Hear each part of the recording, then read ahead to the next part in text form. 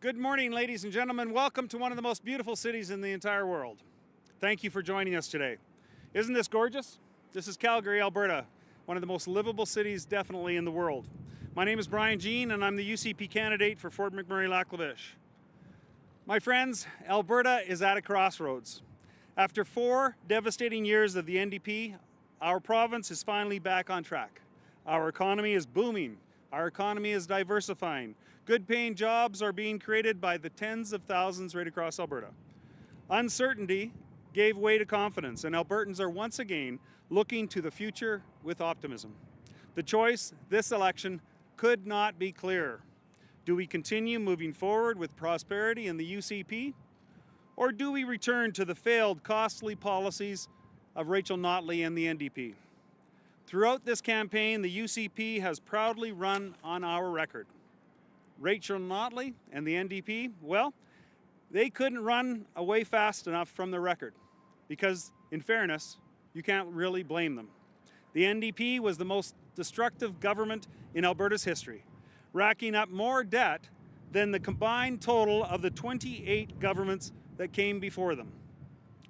The NDP policies caused billions of dollars in investment to go to other friendlier jurisdictions.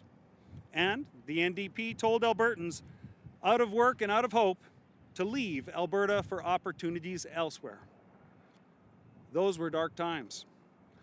We don't want to return to those dark times, but it's no wonder Rachel Notley and the NDP don't want to talk about them.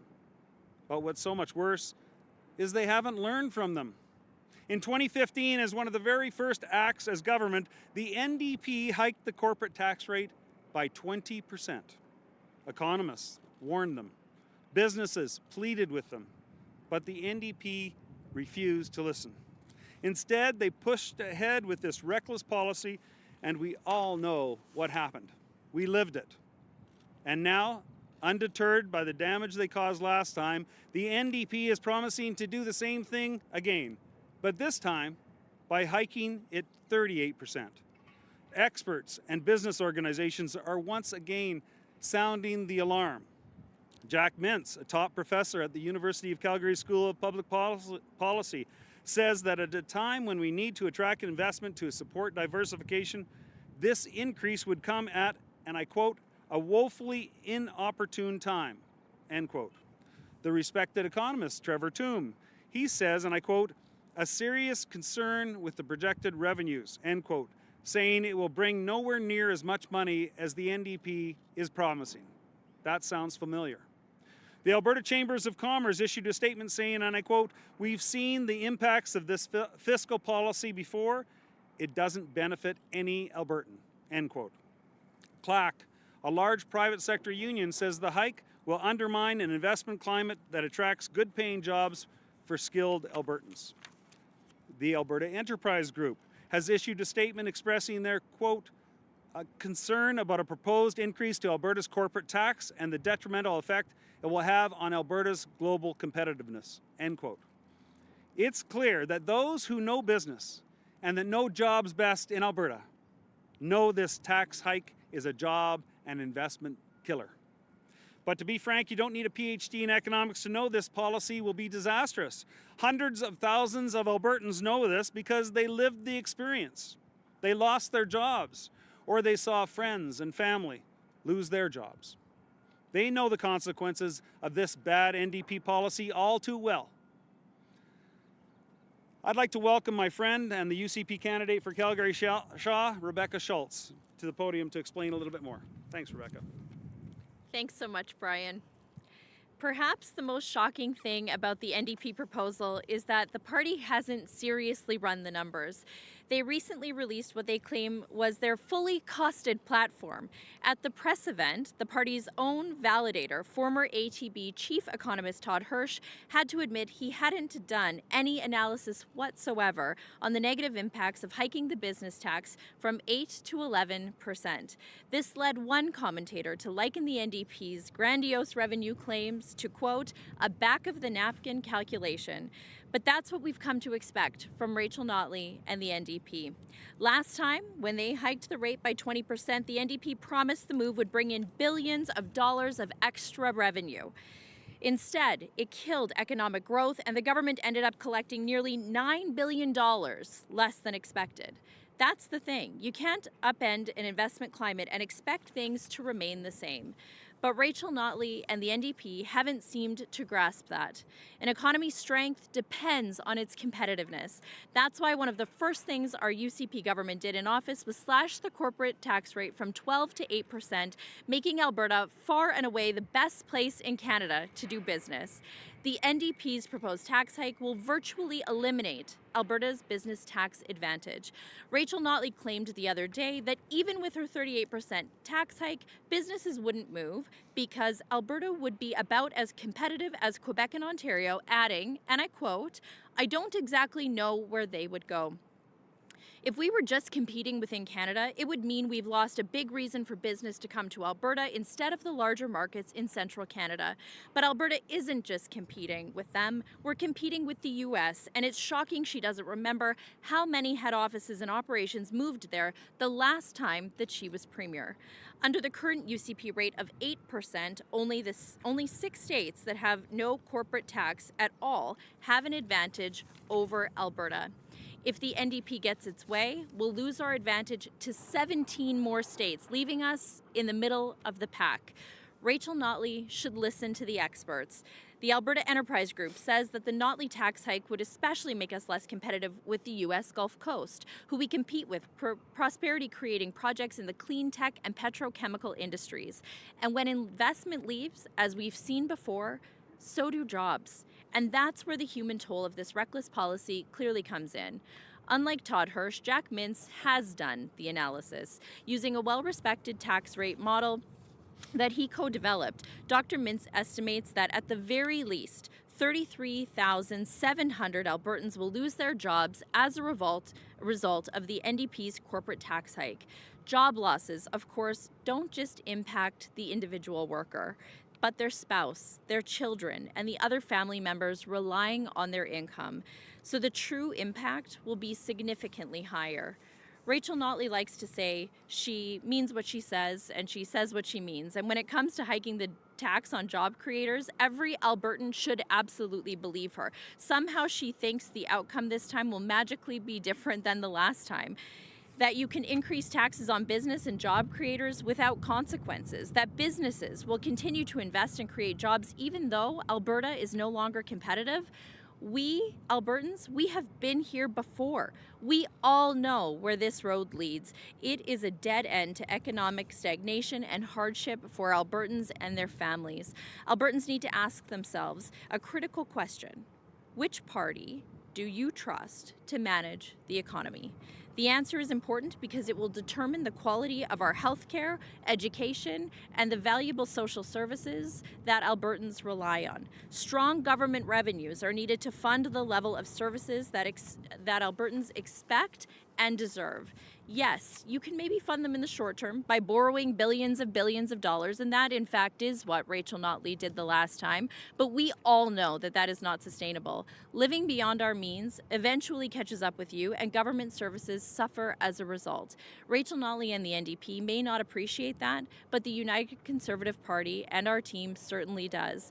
We're the only party this election with a responsible plan for spending, growth, and stability. We are the only party that will keep the economy strong so you can enjoy the quality of life that you deserve. Thank you very much. Thank you, Rebecca. We're going to now move to our Q&A portion. I know we have 2 reporters here on the grass, so we're going to start there. Adam or Rachel, your mic's over there. And we're going to run through everybody first, and then we'll do follow-ups if there's time. So go ahead. Rachel Manuel with True North. I wanted to ask you about the advanced polls with that obviously closing on Saturday. In the 2019 election, we saw a record almost 700,000 Albertans vote in the advanced polls. We're at about half that right now.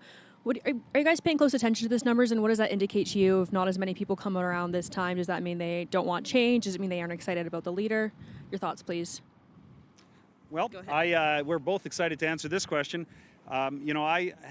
My understanding is that the advanced polls the first day were at record numbers, that people are concerned, and I think Albertans had 4 years of the NDP. I think they're coming out to express their their opinion that they don't want 4 more years of them. So. You know, and I will say this, I think that Albertans right now are feeling hope and optimism, and they know that we cannot afford to go back to to an NDP government. The United Conservatives are doing strong. Our team is out every single day, knocking on doors and encouraging Albertans to get out and vote. And I that's why I'm optimistic in the numbers that we're seeing. I think it's people that know that we absolutely, as a province, cannot afford to go back to the NDP, and that's certainly motivating people to get out and vote in this election. Adam, next question. Adam McVicker with Global News. The NDP unveiled the 3 pieces of legislation. It would begin its new government if elected on a Monday. Includes tax credits as well as measures to lower utility rates and insurance rates. I was wondering if I can get a response to this announcement from the NDP today. Well, it was an interesting announcement. It seems to me that Rachel Notley is again applying for the job of official opposition. It seems to be a response to the good policies that the UCP have put forward. I mean, maybe she needs to spend a little bit more time before she can come out with these announcements, talking to her boss, Jagmeet Singh, and Justin Trudeau, before she can come up with some policies to really decide on what the future of Alberta is. I mean, wait, listen, we've come through as a UCP with some strong fiscal policies that matter to Albertans. We've seen record numbers of net migration. We've seen record numbers of jobs. There's more Albertans working today in full-time jobs than ever before, and that's because of the good UCP management. Albertans don't want to go back to the NDP, and the only suggestion the NDP have right now is to oppose the UCP policies. That's not good policy. That's not a way to run a campaign and win the hearts and minds of Albertans. And I frankly think she should stop. They're trying to fearmonger about the UCP, and I don't think Albertans are buying it anymore. Thank you. We're going to move to the phones. CTV has a question. Go ahead. Sorry about that. I was just adjusting my camera. For Ms. Schulz, how are you campaigning in your riding knowing how much of a battleground Calgary is? You know, every single day I am out there connecting with constituents in South Calgary, and what I hear all of the time is that we absolutely cannot afford to go back to the NDP. People right now here in Alberta are seeing the difference between what it was like in 2019 and what things in Alberta are like today.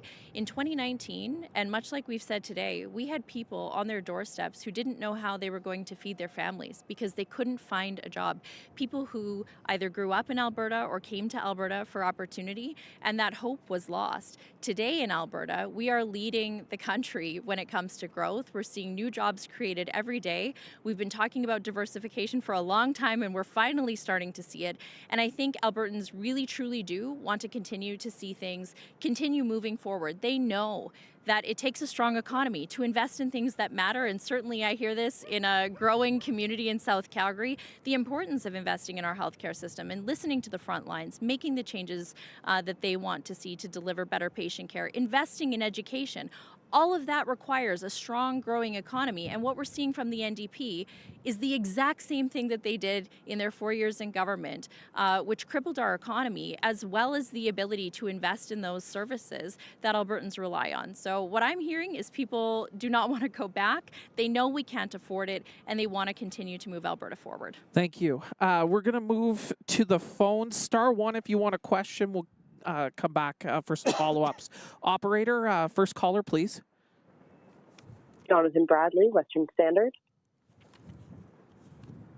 Hello, Minister Schulz. The City of Calgary has canceled fireworks on Canada Day to promote anti-racism. As a Calgarian, what do you think of this decision? You know, personally, as a Calgarian, I hear from a lot of the residents in Calgary Shaw. This is actually something that I've heard while I was out door knocking, questions about that. This is a decision obviously made by the City of Calgary. I, for one, think that Albertans they do like the opportunity to come together and celebrate Canada Day, including fireworks. That's certainly what I've been hearing actually while I've been out door knocking. It is some of the feedback that I've received. I've not spoken to the city about this decision, but it is in fact the decision that they've made. Operator, next caller. Arthur Green, Western Standard. Good morning. My question is for Ms. Schulz. It was stated a re-elected UCP government will spend $80 million over 4 years on recreation facilities. How will this infrastructure announcement help communities when we see a rising rate of social disorder? Thank you. And I'm not sure I caught all of your question, but absolutely, we have committed to an $80 million investment over 4 years, which would essentially help to get, especially in mid-sized communities, recreation facilities into these rapidly growing communities. This is something that I've heard from a number of municipalities right across the province. It does mean that we can continue to invest in additional recreation and arts facilities. This is something that really helps to build vibrant, growing communities right across the province. It's important that we create spaces for kids, for seniors, for adults, newcomers to come together. And so I think that this type of an infrastructure fund is something that people will really want to see as we move forward. I'm proud to see that it is in our platform, and it does absolutely respond to a lot of the requests that we've heard from some of our especially highly growing mid-sized cities. And if I can say this, I'm looking forward to this opportunity for the residents of my riding, Fort McMurray, Lac La Biche. I think this is an amazing announcement. But this is the stark contrast between the UCP and the NDP. We're out there putting forward policy ideas. We're putting forward ways to invest back in communities and building communities. And the NDP, meanwhile, is proposing a 38% increase in a job creator tax that last time, when they only put it up 20%, caused huge job losses and people and corporations and families to flee our province. That's the stark difference between the NDP and the UCP. We're building a future and moving ahead, and they're fixed on the past and moving backwards. Thank you. Adam, do you guys have follow-ups? Any follow-up questions here? Operator, do we have any Go ahead. Rachel Emanuel with True North.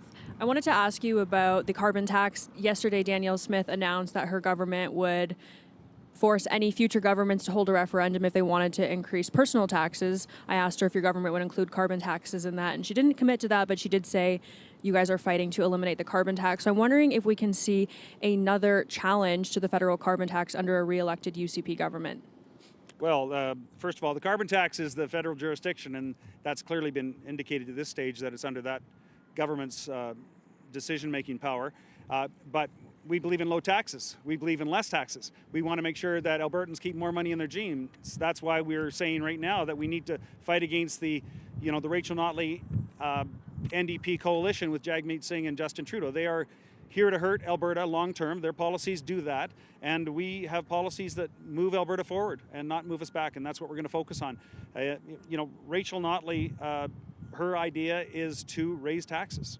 Our idea is to let people make more decisions with the money in their pockets, and I think that's a philosophy difference that is a stark contrast.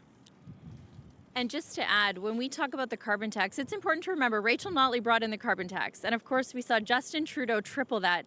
And this is what is hurting not only Albertans, but small businesses. When we look at the affordability crisis that we're facing, and Alberta is weathering this a lot better than other provinces because we are in a position to support Albertans, whether that be by suspending the fuel tax, we're committing to lower personal income taxes. But you know what? This is driving up the cost of everything, from fuel to groceries to household bills. And so this is something that we're going to continue to oppose. And Rachel, I will say this, that international obligations that Canada is a party to, we have to respect those. And the international community right now is saying that we have certain standards to reach, and the federal government is much more aggressive than that. And I think as a result of that, when it comes down to litigation in our highest court, the Supreme Court of Canada, they'll have to make a decision at that stage whether or not the federal court is going beyond their jurisdiction, which I think with the increases up to $170 a ton and more, they will be. So will we fight that on a continuous basis? Yes, we will. That's what Albertans hire us to do, and that's what we'll continue to do, is make life more affordable for them. Thanks, Rachel. Adam? Just one follow-up about when the NDP was in government starting in 2015. I was just curious how much you think the impact on government coffers was NDP policy, and how much you think was the downturn in the collapse of the price of oil. I think a majority was as a result of the NDP policies and also the lack of any real experience and expertise in management of our economy. Listen, this is a big job.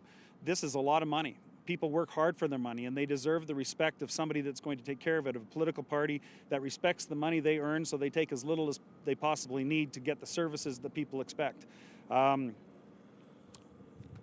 I was there during that period of time, and they racked up more debt than all the previous governments combined. I think that says a lot. We spent, we paid off $13 billion last year through good, prudent management of a good finance minister and a good party focused on making sure that life becomes more affordable. And everybody knows when they sit around their kitchen table and they make decisions on what they can afford and can't afford, that sometimes you have to make a few cuts. You have to not have some of the things that you want. Well, right now, that's not the issue. Right now, our economy is booming. Things are going extremely well. Momentum is that, jobs, there's 80,000 jobs right now in Alberta for people to fill. Why would people want to change government when things are going so well right now for Albertans and only getting better?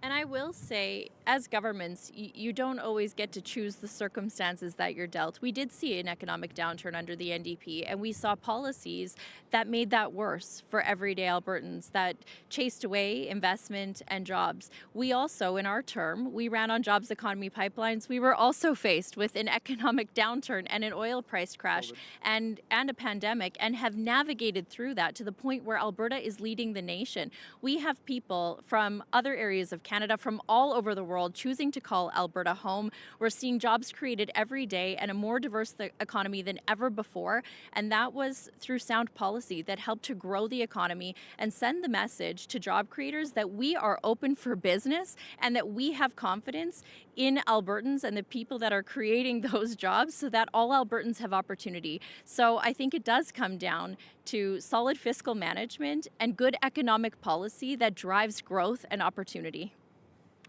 And our last question. This wind. Something. And the sun as well. Sorry, Minister Schulz, one more question for you, please. I'll have to head back to my camera too afterwards, sorry. Are you confident you can sell Danielle Smith to Calgary voters, who according to polls is very unpopular here? Here's what I'll say. The NDP has run a campaign on misinformation and fear, and I can tell you that that is something that Albertans are so incredibly tired of. Albertans want a leader and a party who has a positive vision for the future, and the only party with that right now is the United Conservatives and our team, focused on economic growth, opportunities, a plan for healthcare, a plan for education, investing in communities and recreation all across our province, and making sure that we continue to be a leader in growth across the country. So I would say this to all of those who I have heard on the doors saying that, you're tired of the misinformation, the excessive ads, sharing information that just quite frankly is not true. I have heard you, and we will continue to run a positive campaign and put forward a platform of hope and opportunity for Albertans. Thanks, everyone. That's all the time we have.